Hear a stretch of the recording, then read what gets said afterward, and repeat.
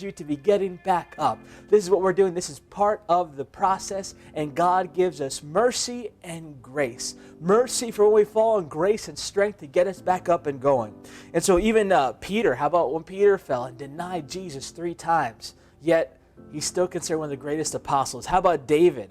When he left Israel, ran away, it appeared. See, a lot of these things are appearing as failure. And then you have, there is so many in the Bible that we can talk about.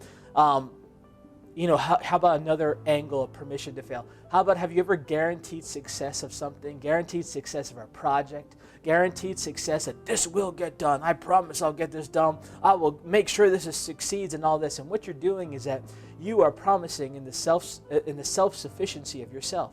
That my hands will be able to get it done. There's no dependency on God when we say we guarantee success or we guarantee something. We're dependent on what we think are our skills or our giftings to get the job done, our willpower, our just sheer willpower to get something done. And God will allow some things to falter and go to the side to show you that we're created to be dependent upon God.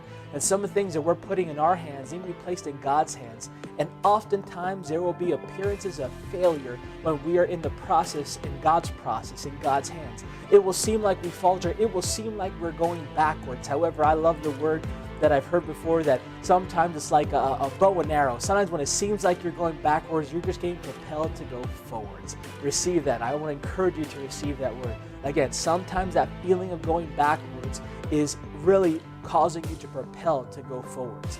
All right, so a few scriptures to be talking about here that, again, there are so many times when we can falter and fall. But in Job 5:19, it says, He shall deliver you in 6 troubles, yet in 7 no evil shall touch you. All right, so right there, you're going to have troubles. Did you hear that? Deliver you in 6 troubles, however many troubles, it's going to happen. You remember what Jesus told Peter, like how many times to forgive someone that slaps you in the cheek? Well, that person messed up and failed, yet God says to forgive them over and over and over again. And so, again, we see in the Bible tons of this, all right? I'm just giving you a few things.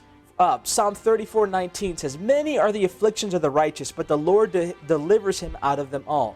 Many are the afflictions of the righteous. There are lots of afflictions. If you count every affliction as a failure, and then you start taking that as your identity, that what you do and what's going on around you reflects who you are, then we're in trouble. And here's the problem, that most leadership teachings, all right?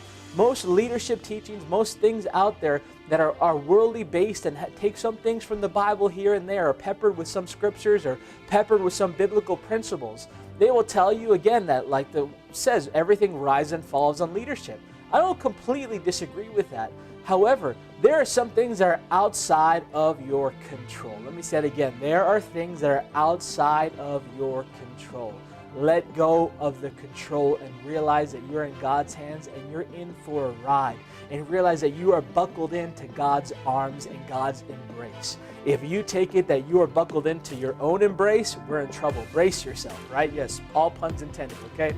But when you realize that you are in God's embrace and He's the one upholding you, now you upholding yourself, you can rest in God's grace and go along and realize there's ups and downs, but then you also have to stop caring so much on what people are thinking about your situation, or thinking about the circumstances that surround your life, thinking about what people are saying, what the boss is saying here and there, and realize that, you know what truly matters is, what does God think of me? What is God saying about me right now?